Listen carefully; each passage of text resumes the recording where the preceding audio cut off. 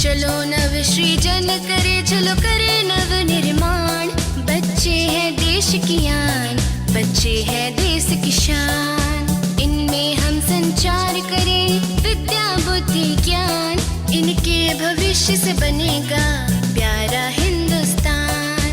गायन वादन खेल कूद में इनको आगे बढ़ाना है, आत्मविश्वास बढ़ाना है, उच्च शिखर पे इन्हें पहुंचाना है। नन्हे मुन्ने प्यारे नाजुक बच्चे हैं कोमल, एक दिन खिलेंगे ये प्यारे को पल, एक दिन खिलेंगे ये प्यारे को पल।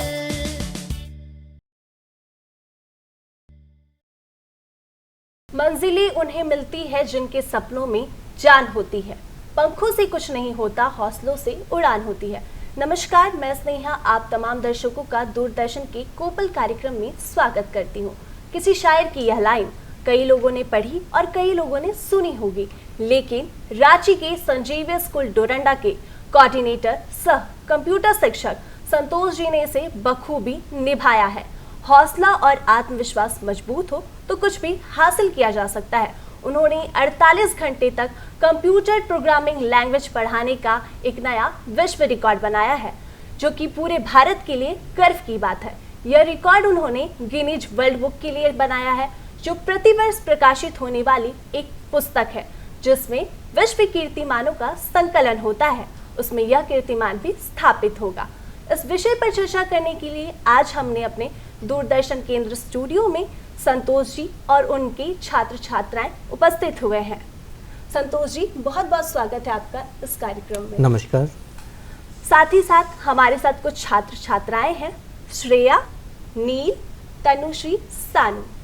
संतोष जी, आपको ये प्रेरणा कहाँ से मिली गिनीज वर्ल्ड रिकॉर्ड बनाने की, और इस पर आपने क्या क्या प्रक्रिया अपनाई?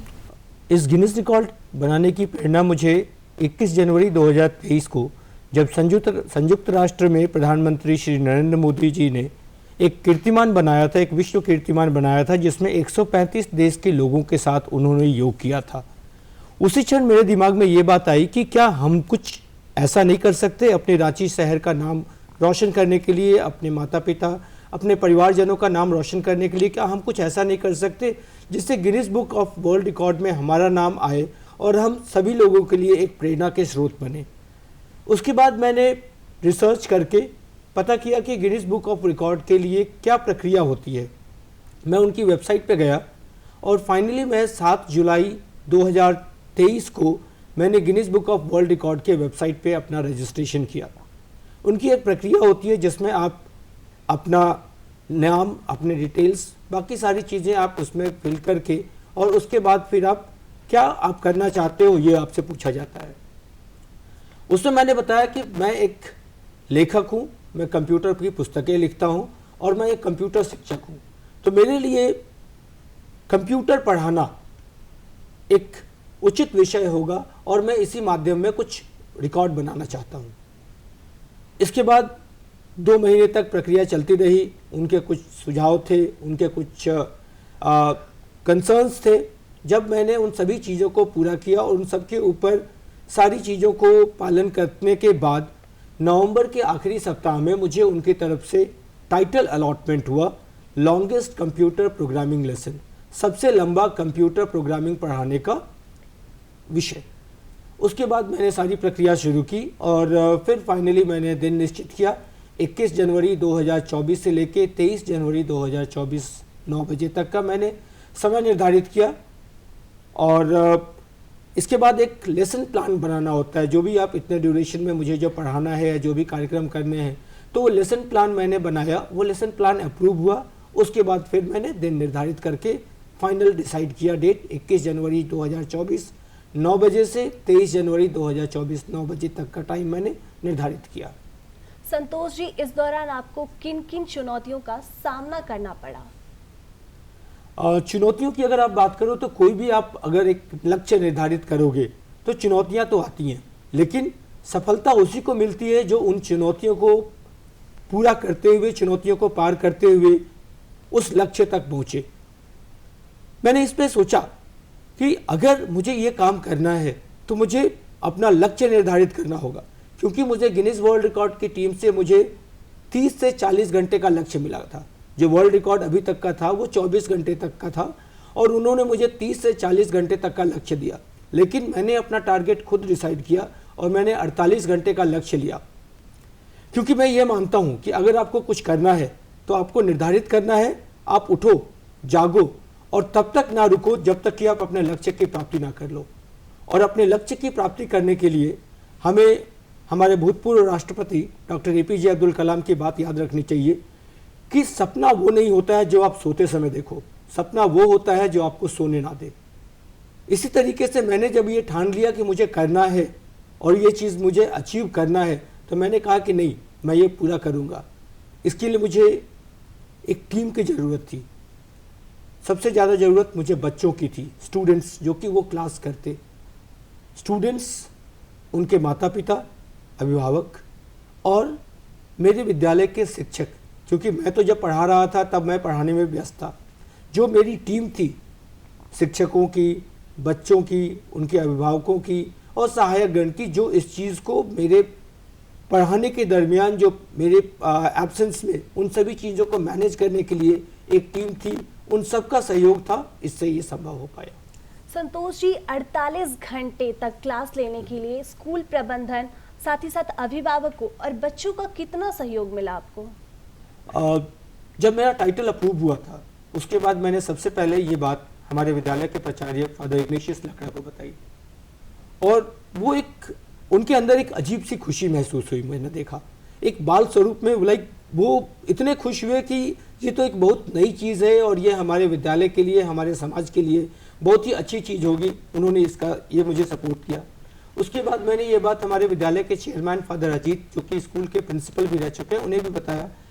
तो उन्हें मुझे आश्वासन दिया कि संतोष, हम सब तुम्हारे साथ हैं, आपको हमारा सारा सपोर्ट मिलेगा स्कूल के इंफ्रास्ट्रक्चर की। मैंने जब ये बात अपने बच्चों को बताई तो बच्चे भी काफ़ी उत्साहित थे। वो इस चीज़ को लेके इतने उत्साहित थे तो कुछ ने कहा कि सर इसे आप 48 घंटे नहीं, आप 7 दिन के लिए बनाओ, हम लोग आपके साथ डटे हुए रहेंगे। तो बच्चों का अच्छा सहयोग मिला, अभिभावकों का भी सहयोग मिला, क्योंकि अभिभावकों की अनुमति के बिना बच्चों को स्कूल में रख नहीं सकते थे हम। तो अभिभावकों को स्कूल प्रबंधन के ऊपर और मेरे ऊपर भरोसा था, इसलिए बच्चों और अभिभावकों की स्वीकृति के बाद हमने ये निर्धारित किया कि हाँ, हम इस पे आगे बढ़ेंगे और हमने ये प्रयास किया। श्रेया, जब आपको स्कूल प्रबंधन और संतोष सर के द्वारा यह सूचना मिली कि आपका चयन एक विशेष मिशन के लिए किया जा रहा है, तो आपको कैसा लगा? पहले तो मुझे यकीन ही नहीं हुआ था। मुझे अच्छे से याद है, हम लोगों का कंप्यूटर का क्लास था, सर आए, उन्होंने बताया कि ये सब कुछ है, 48 घंटे तक लगातार कंप्यूटर क्लास करना है। तो 10 मिनट तक तो मुझे यकीन ही नहीं हुआ। 10 मिनट लगा मुझे अपने आप को समझाने के लिए कि हाँ, सर मजाक नहीं कर रहे, ये होने वाला है। उसके बाद सर खुद आए, सर ने पूछा क्या हुआ, क्या बात है? मैंने बोला सर आप मजाक कर रहे हैं। सर ने फिर अपना फ़ोन निकाला एंड वो जो नोटिस होती है वो उन्होंने दिखाया। उसके बाद ये कंफर्म हुआ कि हाँ, हम लोग करने वाले ये चीज़। उसके बाद ये बहुत नया चीज़ था, मैंने फर्स्ट टाइम सुना था ये चीज़। वो सुनने के बाद, वो कंफर्मेशन मिलने के बाद कि हम लोग करेंगे ये चीज़, बहुत उत्सुकता हुई कि हाँ, करना है, ज़रूर करेंगे। संतोष जी, जब 48 घंटे आपने लगातार क्लास ली तो बच्चों को परेशानी हुई होगी, तो आपने बच्चों को प्रेरित कैसे किया इसके लिए? जितने भी बच्चे इस कार्यक्रम में भाग लेने वाले थे, मैंने उनको अपने स्कूल के ऑडिटोरियम में बुला के मैंने उनको समझाया था। इस बात का महत्व मैंने समझाया था क्योंकि ये जो क्लास होने वाला था ये पूरी लाइव स्ट्रीमिंग होनी थी और इसकी रिकॉर्डिंग भी होनी थी, जो कि गिनीज वर्ल्ड रिकॉर्ड की टीम को जाना था। तो मैंने बच्चों को समझाया था कि बच्चों, जो भी अपनी परेशानियां हैं या जो भी तुम्हारे प्रश्न तुम्हारे मन में हैं वो पहले ही क्लियर कर लो, क्योंकि उस समय हम लोग जब क्लास कर रहे होंगे तो हम लोग सब कुछ लाइव होंगे, हमें पूरा विश्व देख रहा होगा। जो गिनीज वर्ल्ड रिकॉर्ड का हमारी जो लाइव स्ट्रीमिंग हुई थी, इसे 3000 से ज़्यादा लोगों ने लगातार देखा था। तो इस चीज़ को मैंने बच्चों को समझाया था। जब बच्चों को 3 से 4 घंटे के ग्रुप में बच्चे रहने थे, क्योंकि बच्चे हमारे जो थे, ये जो कीर्तिमान था 48 घंटे का, उसमें मैं लगातार पढ़ा रहा था, लेकिन बच्चे ग्रुप में आ रहे थे, अलग अलग ग्रुप में बच्चे थे। मैंने उनको ये भी समझाया हुआ था, क्योंकि गिनीज वर्ल्ड रिकॉर्ड की टीम की तरफ से कहा गया था कि क्लास में कम से कम 20 बच्चे एक साथ होने चाहिए, इसका लक्ष्य हमें था। तो हमारे पास एक ये चुनौती थी कि क्लास में बच्चे कभी भी कम ना हो। तो मैंने बच्चों को बताया था कि भाई जो भी तुम्हारा समय है आने का, उससे क्लास का उससे 1 घंटे पहले सबको पहुंचना था। सभी बच्चे 1 घंटे पहले पहुंच जा रहे थे। उनको हमने बताया हुआ था कि आप एक जगह पे बैठोगे, शांत चित्त रहोगे। हमने उन्हें ये भी कहा था कि आपको जो भी आपकी परेशानियां हैं, जो भी आपको कंसर्न है, अपनी तबीयत का ध्यान रखते हुए आप इस चीज़ का फैसला करोगे कि आप क्लास में कांस्टेंट रहोगे। तो बच्चे पहली रात में 21 तारीख की रात में जो लास्ट वाला ग्रुप था वो लगातार लगभग 10 घंटे तक था, बीच में उनको ब्रेक मिला था। तो रात में लगभग 2 बजे के करीब में, 2-3 बजे के करीब में बच्चे थोड़ा सा थक गए थे। तो उनको एनर्जी लेवल उनका वापस करने के लिए मैंने अपना एनर्जी लेवल हाई किया। उसके बाद मैंने नोटिस किया कि हाँ, बच्चे भी मेरा साथ दे रहे थे। अगर मैं कुछ प्रश्न पूछ रहा था तो बच्चे दोगुना उत्साह के साथ शामिल हो रहे थे। और इसका नतीजा ये हुआ कि 22 तारीख की रात में, मतलब 48 जब मेरा 42 घंटा पूरा हो गया था, तो उस समय मैं थोड़ा सा थक रहा था। तो उस समय बच्चों ने मेरा उत्साहवर्धन किया और ये बच्चों का श्रेय जाता है कि बच्चों ने मेरा उत्साह दोगुना करके मुझे प्रेरित किया कि सर आप हमारे साथ, हम हैं और आप एक साथ हैं और हम इस चुनौती को पूरा करेंगे। तो ये बच्चों का सहयोग रहा था जिस वजह से हमने अपने 48 घंटे का लक्ष्य पूरा किया। संतोष जी, बच्चों को कितनी बैचेस में बांटा गया था और कितने समय के अंतराल के लिए? क्योंकि बच्चों को लगातार नहीं रखना था तो बच्चों को मैंने 4-4 घंटे का ब्रेक दिया। 4-4 घंटे के बाद मैं बैच चेंज कर रहा था। गिनीज वर्ल्ड रिकॉर्ड की टीम की तरफ से मुझे हर 1 घंटे के बाद 5 मिनट का ब्रेक मिलता था और मैं ज़्यादा से ज़्यादा 20 मिनट अकोमोडेट कर सकता था। इसको ध्यान में रखते हुए मैंने कुछ बैचेस 3 घंटे के रखे थे और कुछ बैचेस 4 घंटे के रखे थे, जिससे जो टाइम था वो मैनेज कर सकूं। और जो मेरा समय रहता था उसमें भी मैं क्या कर रहा था कि जो समय पूरा हो रहा था, क्योंकि बच्चे एक बैच खत्म हुआ तो बच्चों को मैंने टोटल 4 बैचेस थे। हर बैच में लगभग 25, 30, 35 बच्चे थे अलग अलग बैचेस में। और बच्चे, कुछ बच्चे जो थे वो 2 बैचेस में ज्वाइन कर रहे थे, कुछ बच्चे जो थे वो पूरे समय थे। तो इससे वो बच्चे दोगुना उत्साह के साथ रह रहे थे और वो बच्चे जब क्लास में थे तो थ्योरी के साथ साथ प्रोग्राम भी बना रहे थे। तो इससे उनको भी एक आनंद आ रहा था कि हाँ, जो चीज़ वो सीख रहे हैं उसको वो प्रैक्टिकली देख भी रहे हैं। तो इससे बच्चे उत्साहित थे और वो पूरे प्रोग्राम के दरमियान एक साथ अपने समय को निर्धारित करते हुए वो लोग साथ में प्रोग्राम में भाग ले रहे थे। संतोष जी, खासकर दिनचर्या के दौरान कई बार हमें नेचुरल कॉल्स आते हैं, तो आपने उसे मैनेज कैसे किया? आप अगर कोई एक बड़ा लक्ष्य लेते हो तो उसके लिए आपको एक समय में एक काम करना चाहिए और उस काम के प्रति आपको अपनी पूरी आत्मा लगा देनी चाहिए। आपको एक महाभारत का प्रसंग बताना चाहूँगा जिसमें अर्जुन ने मछली की आंख पर निशाना लगाया था। तो उस समय उनका जो पूरा ध्यान था वो मछली की आंख पे ही था। ना उस समय उन्हें उनके भाई बंधु दिख रहे थे, ना ही सभा में मौजूद कोई और दिख रहा था। तो अगर आप अपना गोल डिसाइड कर लोगे, अगर आप अपना टारगेट डिसाइड कर लोगे तो आपको कोई भी चुनौती उस समय उससे दिग्भ्रमित नहीं कर सकती है। जब क्लास चल रहा था तो क्लास में मुझे हर 3 घंटे या 4 घंटे के बाद मुझे जो ब्रेक मिल रहा था उस ब्रेक को मैं यूज़ कर रहा था इन सब कार्यों के लिए। प्लस साथ में जैसे बच्चों को जो शिफ्ट करना था या नए बैच जो आ रहा था, और मैं नियत समय से 5 मिनट पहले ही वापस आ जा रहा था। मैंने उन दिनों अपना खास ध्यान रखा था अपने खान पान पर और कुछ दिन पहले से मैं ही एक बैलेंस डाइट ले रहा था। और उन 48 घंटों में भी मैंने कोई हेवी फूड नहीं लिया था। मैं या तो लिक्विड डाइट ले रहा था, मैं चाय पी रहा था, गर्म पानी पी रहा था और ड्राई फ्रूट्स कुछ ले रहा था मैं। तो इसलिए मुझे कोई ख़ास परेशानी नहीं हुई। और सबसे बड़ी चीज़ है कि आपके पास एक आत्मसंयम होना चाहिए। अगर आप आत्मसंयम पे यकीन रखते हो और आत्मसंयम आपके अंदर है तो कोई भी परेशानी आपको दिग्भ्रमित नहीं कर सकती है। मैंने कार्यक्रम के दौरान ये भी एक कोशिश किया था कि मैं हमेशा फोकस रहूं अपने टारगेट के ऊपर। इसके लिए मैंने ये निर्धारित किया था कि अगर मैंने ये चीज़ निश्चय किया है तो इस निश्चय को मैं पूरा करूँगा और कहीं से भी डिस्ट्रैक्ट नहीं होऊंगा। तो मैंने बैलेंस बना के रखा था। इस वजह से मुझे कोई परेशानी नहीं हुई नेचुरल कॉल से। बच्चों की जहाँ तक बात है तो बच्चे क्लास के दरमियान जा रहे थे, जब उन्हें रिक्वायरमेंट होती थी वो टीचर से परमिशन लेके जा रहे थे, तो इसलिए बच्चों की भी कोई परेशानी ऐसी नहीं हुई। तनुश्री, जब विद्यालय प्रबंधन की ओर से आपको यह सूचना मिली कि आप लोग को 2 दिनों तक विद्यालय में ही रुकना है, तो आपके अभिभावकों की क्या प्रतिक्रिया थी? शुरुआत में उन्होंने मना किया, किंतु जब मैंने उन्हें बताया कि हमारे कंप्यूटर सर जो है संतोष सर, वे हमें गिनीज वर्ल्ड रिकॉर्ड बनाने वाले हैं वो स्कूल में, जिसमें वो हमें 48 आवर्स तक क्लासेस करवाएंगे कंप्यूटर प्रोग्रामिंग्स, जिसमें हम और मेरे सारे कक्षा के बच्चे मतलब जो हैं कंप्यूटर साइंस के, वो सारे पार्टिसिपेट करने वाले हैं। तो उन्होंने ये सारी बातें सुनने के बाद फिर मुझे खुशी खुशी इजाज़त दे दी और स्कूल में रुकने के लिए परमिशन भी दे दी।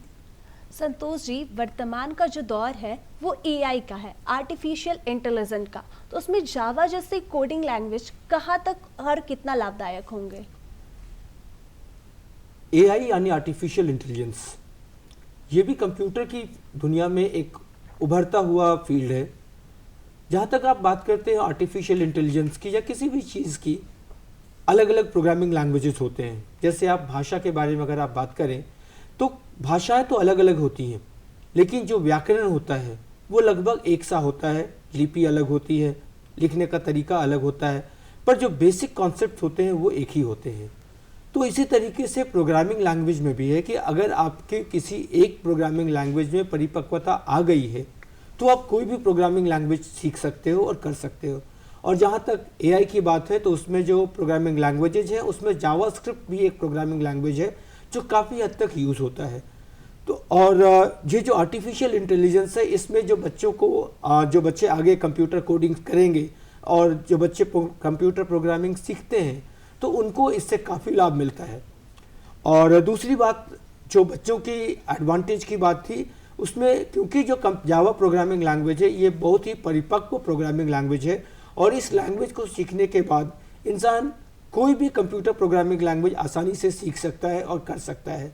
इसलिए बच्चों को ये आर्टिफिशियल इंटेलिजेंस के फील्ड में भी इससे काफ़ी योगदान मिले। संतोष जी, इस चुनौतीपूर्ण काम करने के पीछे का उद्देश्य क्या था और ये बच्चों के भविष्य के लिए कितना लाभदायक होगा?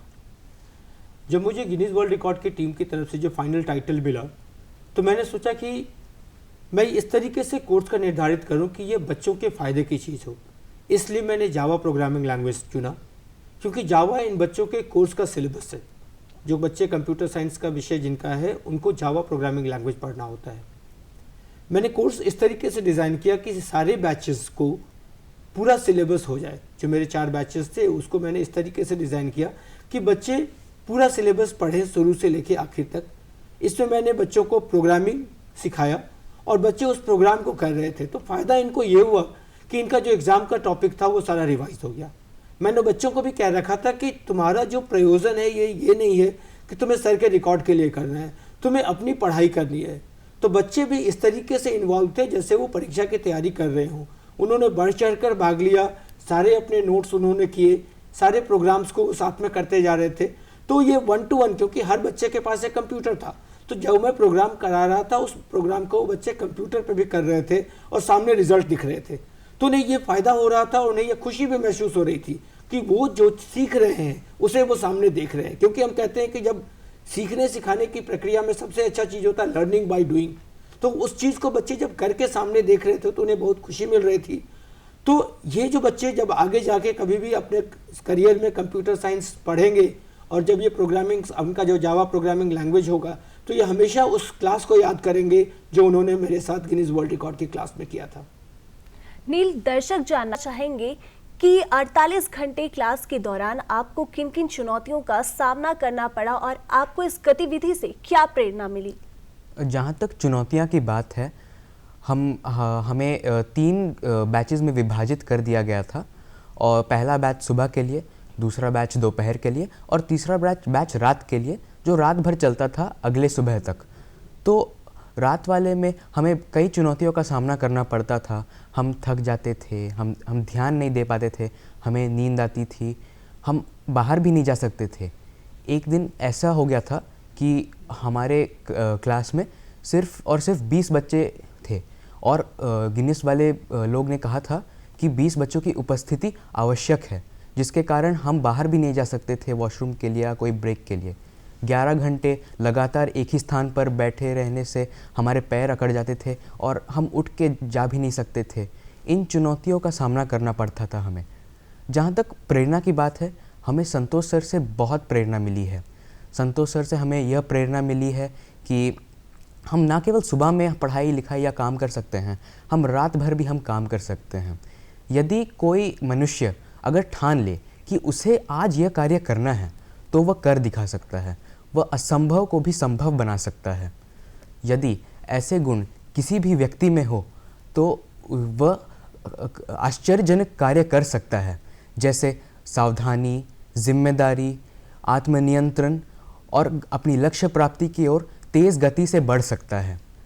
यह न केवल एक वर्ल्ड रिकॉर्ड था बल्कि हमारी मानसिक क्षमता की एक परीक्षा भी थी, जिससे हमें पता चला कि हम एक स्थान पर कितने देर तक बैठ सकते हैं, स्थिर बैठ सकते हैं और कितने देर तक एक ही विषय में ध्यान लगा सकते हैं। संतोष सर से हमें यह प्रेरणा मिली है कि अगर हम ठान ले कि हमें आज यह कार्य करना है तो हम उसे निश्चय ही कर सकते हैं। संतोष जी, टारगेट अचीव करने के बाद आपको क्या कुछ अलग अनुभव हुआ? जब मैंने ये टारगेट अचीव किया, क्योंकि मैंने शुरू में ही बच्चों को और अपनी टीम को मैंने कहा हुआ था कि हमारा लक्ष्य होगा, हमारा जो थीम होगा, that is I can and I will, we can and we will. मतलब अगर हम ठान लें कुछ करने को तो हम वो करके ही रहेंगे। तो इसी लक्ष्य से हम लोग आगे बढ़े थे, क्योंकि मुझे ये भरोसा था कि मुझे जोखिम लेने से डरना नहीं है। अगर हम जोखिम लेंगे या अगर हम कुछ लक्ष्य का निर्धारित करेंगे और कुछ जब हम प्राप्त कर लेंगे तो हम सबके लिए एक मिसाल होंगे, सभी बच्चों के लिए, सभी अभिभावकों के लिए एक प्रेरणा का स्रोत रहेगा कि हाँ, उनके बच्चे किसी भी मिशन में, किसी भी अभियान में अगर वो जाएंगे तो वो उस मिशन को पूरा कर सकते हैं, अपने लक्ष्य को पूरा कर सकते हैं। इसको पूरा करने के बाद मेरे विद्यालय प्रबंधन ने एक अभिनंदन समारोह का आयोजन किया गया था। इसके बारे में मुझे पता नहीं था, पर जब प्रोग्राम ख़त्म हुआ तो उसके बाद मुझे ये पता चला कि सारे लोग एकत्रित थे। उन लोगों ने मुझे जब ख़त्म हुआ तो उस समय उन्होंने सेलिब्रेट किया उसको, क्लास में ही सब लोगों ने ताली बजाया और फिर जो विद्यालय प्रबंधन थे, जिसमें फादर अजीत और फादर रवि ये लोग थे, इन लोगों ने मुझे जूस दिया। उसके बाद जब हम लैब से बाहर निकले तो उसके बाद सभी लोगों ने तिरंगे के साथ हम लोगों को स्कूल के स्टेज तक ले गए और वहाँ पे एक बहुत ही अच्छा अभिनंदन समारोह हुआ था, जिसमें जितने भी लोग इस कार्यक्रम में शामिल थे, जो भी टीम के टीम लीड थे, टाइम कीपर्स थे, विटनेसेस थे और जो भी विद्यार्थी थे, उन सभी को सम्मानित किया गया। तो वो जो क्षण था, मैं भाव विभोर हो गया था, क्योंकि मैंने इसकी कल्पना भी नहीं की थी और मैंने जो सबके चेहरे पे खुशी देखी तो मुझे लगा कि हाँ, मैंने कुछ ऐसा किया है जिससे ये सब लोग खुश हैं, जिससे ये बच्चे, मेरे विद्यालय प्रबंधन के लोग, शिक्षकगण बहुत खुश थे, क्योंकि सबने कहा अच्छा हाँ, कि पूरे शहर में चर्चा थी, मीडिया में, अखबारों में ये चर्चा थी। तो सब लोग ये कह रहे थे कि अच्छा, तुम्हारे स्कूल में संतोष सर है, ये ऐसा कर रहे हैं। बच्चों के पेरेंट्स भी खुश थे, क्योंकि उन्हें भी ये लग रहा था कि हाँ, कि उनके बच्चों के शिक्षक कुछ कर रहे हैं ऐसा, जिससे कि वो सब लोग उस चीज़ को एहसास कर रहे हैं। तो सब लोगों से एक मिश्रित रूप में एक जो अभिवादन मिला मुझे, वो बहुत ही अच्छा लगा मुझे। संतोष जी, इस कीर्तिमान को स्थापित करने में स्कूल प्रबंधन और अभिभावकों का आपको कितना सहयोग मिला था? स्कूल प्रबंधन का काफ़ी सहयोग था। जो कंप्यूटर लैब जिसमें मैं क्लास ले रहा था, सब कुछ ध्यान से रखा गया था। इलेक्ट्रिसिटी के लिए बैकअप की भी व्यवस्था की गई थी। बच्चे जब क्लास से निकल रहे थे और जो भी मित्रगण आ रहे थे, उनको अभिभावकगण आ रहे थे, उनकी देखभाल करने के लिए स्कूल का सारा सेटअप उसमें लगा हुआ था। जो टीचर्स स्कूल के हैं वो भी टाइम से टाइम पे थे और सारी जितने देर भी क्लास चल रहा था उतने देर सब लोग थे जो अलग अलग रोल में, अलग अलग कैपेसिटीज में सभी चीज़ों का ध्यान रख रहे थे। तो सभी शिक्षकों, अभिभावकों का योगदान रहा इस कार्यक्रम के लिए और सबके मिश्रित सहयोग से ही ये कार्यक्रम सफल हुआ। सानू, संतोष सर ने जो 48 घंटे का आप लोगों का क्लास लिया, उसको आप भविष्य में किस तरह से देखते हैं और वो किस तरह से आपके लिए लाभदायक होगा? पहली बात, 48 घंटे सुनने में ऐसा लगता है मानो लगातार करना कुछ भी नामुमकिन सा है। आजकल के बच्चे क्या करते हैं, थोड़ी देर 3-4 घंटे पढ़ेंगे और वे बहाने करते हैं कि हम थक गए। लेकिन सर ने जिस प्रकार 48 घंटे लगातार क्लास लिया, यह एक उदाहरण है सभी छात्रों एवं शिक्षकों को कि हम सभी 48 घंटे तक अगर लगातार पढ़ सकते हैं तो क्या हम अपनी जो पढ़ाई है उसे और बढ़ा सकते हैं। और बात रही जावा की, जावा को हमारे पूरे ICSE एवं CBSE में सबसे हार्ड प्रोग्रामिंग लैंग्वेज का दर्जा दिया जाता है 10th और 11th में। सर ने जैसे कहा कि यदि हम जावा सीख लेते हैं प्रोग्रामिंग लैंग्वेज तो हम किसी भी प्रकार का प्रोग्रामिंग लैंग्वेज सीख सकते हैं। तो यदि हम जावा को एक उचित विकल्प लेकर अच्छे से सीखें तो 48 घंटे में सर ने जो हमें सिखाया वो बहुत ही अच्छे से सिखाया था एवं हम सारे प्रोग्राम कर रहे थे कंप्यूटर में। उससे हमें कॉन्फिडेंस मिल रहा था कि हमारे सारे प्रोग्राम सही है। और हमारी वार्षिक परीक्षाएं भी आने वाली थी जिसके कारण हमें रिवीजन की सख्त आवश्यकता थी और सर ने बखूबी हमें रिवीजन का समय दिया एवं हमारे कॉन्फिडेंस को इस पीक पे ले गए कि अब हम ये कह सकते हैं कि हम बिना रिवीजन या फिर अभी हम इतने तैयार हैं कि अगर हम कल एग्ज़ाम दें तो हम सभी छात्रों की बहुत अच्छे नंबर आएंगे। संतोष जी, नई शिक्षा नीति में स्किल बेस्ड कोर्स को ज़्यादा महत्व दिया गया है और उस पर बल दिया गया है, तो आप कंप्यूटर प्रोग्रामिंग को क्या एक स्किल की तरह देखते हैं और ये बच्चों के भविष्य के लिए कितना लाभदायक रह सकता है? नई शिक्षा नीति NEP 2020 के तहत स्किल बेस्ड कोर्सेज को भी काफ़ी महत्व दिया गया है, क्योंकि इनका बेसिक उद्देश्य ये है कि बच्चे जब शिक्षा लें तो वो शिक्षा उनके रोजगारोत्मक हो, मतलब वो पढ़ने के बाद या क्लास करने के बाद उनको एक करियर के फॉर्म में ले सके। तो कंप्यूटर प्रोग्रामिंग एक बहुत ही अच्छा विकल्प है बच्चों का, जिससे वो कंप्यूटर प्रोग्रामिंग के क्षेत्र में जा सकते हैं। ऐसा नहीं है कि आप केवल एक प्रोग्रामर ही बन सकते हो, आप सॉफ्टवेयर डेवलपर, आप system designer, network administrator, computer के फील्ड में बहुत सारे विकल्प हैं। और अगर बच्चे कंप्यूटर प्रोग्रामिंग में इंटरेस्ट लेंगे तो उनके लिए एक बहुत अच्छा करियर हो सकता है। तो इसलिए मैं कंप्यूटर प्रोग्रामिंग या आगे चल के अगर फिर बच्चे AI और रोबोटिक्स के फील्ड में जाना चाहें तो उन सबके लिए जो कंप्यूटर प्रोग्रामिंग का फील्ड है वो बहुत ही अच्छा है। इवन इंजीनियरिंग के कोर्सेज में भी बच्चे जब जाते हैं तो उनके लिए भी कंप्यूटर प्रोग्रामिंग सीखना होता है। तो एक अच्छा विकल्प होगा बच्चों के लिए अगर वो प्रोग्रामिंग को अपने करियर के फॉर्म में लेंगे। संतोष जी, झारखंड में यदि कोई अन्य विषय पर गिनीज वर्ल्ड रिकॉर्ड बनाना चाहेंगे तो आप उन्हें क्या कहना चाहेंगे? गिनीज वर्ल्ड रिकॉर्ड के लिए हमें अगर अपना नाम दर्ज कराना चाहते हो तो उनकी एक प्रक्रिया है जिसके थ्रू हमें गुजरना होता है। सबसे पहले तो आप अपना नाम रजिस्टर करना, गिनीज वर्ल्ड रिकॉर्ड की साइट पे जाके आप अपना नाम रजिस्टर करेंगे। उसके बाद वहाँ पे आपको वो कुछ विकल्प देंगे। उन विकल्प में आपको ये चूज करना होगा कि क्या आप किसी एग्जिस्टिंग रिकॉर्ड को आप तोड़ना चाहते हो या आप कोई नया टाइटल अलॉट करना चाहते हो। उसके बाद आप अपनी सारी डिटेल्स, अपनी क्षमताएं, अपनी आवश्यकताएं आप गिनीज वर्ल्ड रिकॉर्ड की टीम को बताएंगे।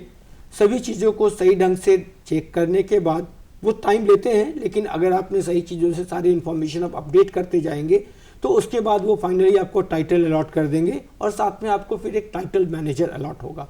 वो टाइटल मैनेजर आपको समय समय पर आपकी जो भी क्वेरीज होंगी, जो भी आपके प्रश्न होंगे, उन प्रश्नों का वो जवाब देंगे और फिर आपको फाइनली वो टाइटल अलॉट हो जाएगा। और उसके बाद फिर जब आप अपना वो टारगेट अचीव कर लेंगे तो इन सभी चीज़ों के जितने भी एविडेंस है वो सारा एविडेंस आप टीम को भेजेंगे। वहाँ से उस चीज़ों को वेरीफाई करने के बाद फिर आपका नाम गिनीज वर्ल्ड रिकॉर्ड में दर्ज कर लिया जाएगा। तो आप सुन रहे थे रांची के संजीवी स्कूल डोरंडा के कोऑर्डिनेटर सह कंप्यूटर शिक्षक संतोष जी और उनके विद्यार्थियों को। तो आपको यह प्रोग्राम कैसा लगा जरूर बताइएगा। मैं आपसे लेती हूँ इजाजत, पुनः मिलेंगे एक नए कार्यक्रम के साथ। धन्यवाद।